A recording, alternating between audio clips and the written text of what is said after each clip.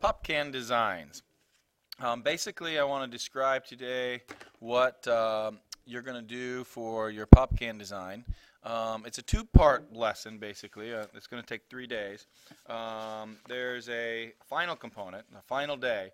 We're going to take one pop can design and put it on a piece of paper and present it as nicely as we can. So we're actually not putting it on a pop can, but we're doing a design that would sell a pop can a lot like our Mountain Dews went through in their process.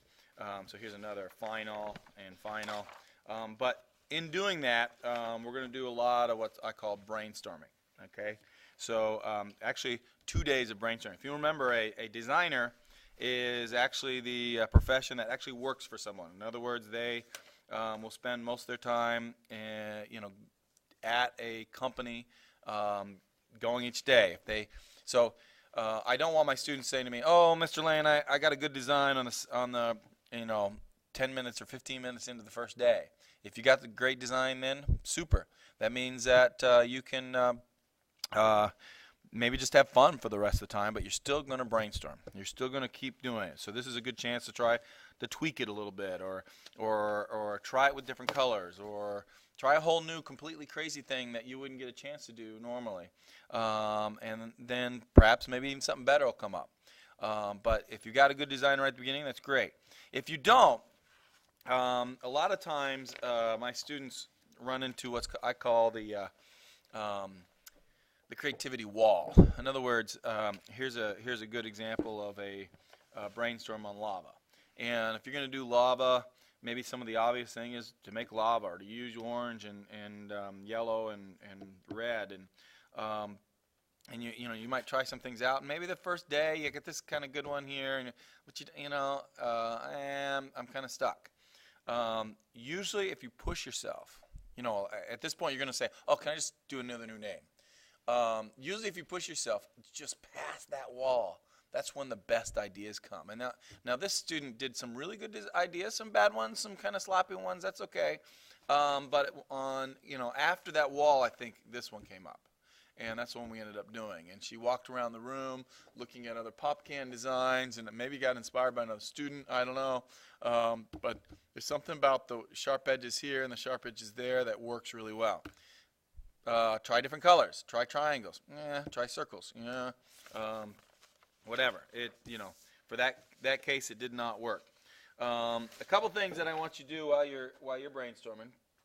Number one, no pencils. I don't want you starting off with a pencil. I know, but I can just do the shapes then and do colors later. No, I want you to start thinking about your letters as shapes and colors from the first minute. So what I would suggest doing is right up in the corner of your paper, in all capital letters. Start off with all capital letters. You can always go to lowercase later. I want you to think about it in a square.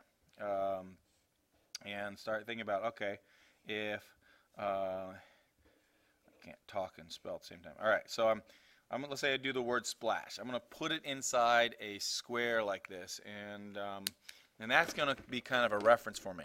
Now you want to keep your designs unified. That's why I'm thinking about it as a square and a shape. Eventually you don't have to do a square. You can change that. I'd say stick to 2 to 3 colors. Try not to. One color is not enough. 4 or 5 colors is too much. It doesn't unite. Try to and treat each word the same. If you look at some of my good examples here, like if you're going to do, you can do lots of colors. You can do like red and green and turquoise in the same place. But if you're going to do sharp triangle-y things, do it on all of them. If anything wrong with this Chunky Monkeys is maybe should have more pointy ends right here, like you did at the end of the word. But basically, keep it the same all the way through, because otherwise, people will read that as C-H-U-N instead of chunky. They'll start reading those separate. And so then once you get that shape down, start thinking of a theme that might go well. If you want to be splashy with circles, then put circles at the end of your design, or try it like that. So maybe I come down here and I put one at the end of the P, and then I go like this, and already I've started to think of some things. Like, for example, I might make a raindrop right there. And when I first started doing these letters, I didn't think of that. And I noticed one of the problems with the word splash is that there's a big space between the L and the A, and I already cheated a little bit. I can keep cheating that way. I could put the circle, kind of share the circle here like this. Maybe make it round at the top. And see, that's where these choices come in. And I could do another raindrop thing here. I don't know if you overlap those, if you connect them together, if you put it up here.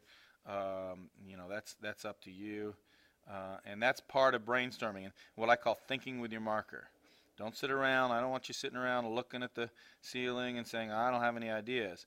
Often what happens is ideas come as we're doing it. And I kind of ran out of room on the edge of the paper, which is too bad. So the next one I might move over here a little bit. What would happen if I added a purple in here and maybe made some waves, maybe fill the bottom of this with some wave, kind of like a pool filling up. I don't know. And that's a little dark. So I respond, as I'm doing it, I kind of respond to that. I think I need a new marker. Is there a better purple in there? And by the way, if you find a purple like that, just throw it away. I've got good markers. We'll use the best, only the best for you guys. Then I try purple. That's looking okay, but maybe what would happen if I did it with stripes? That looks even better. It looks more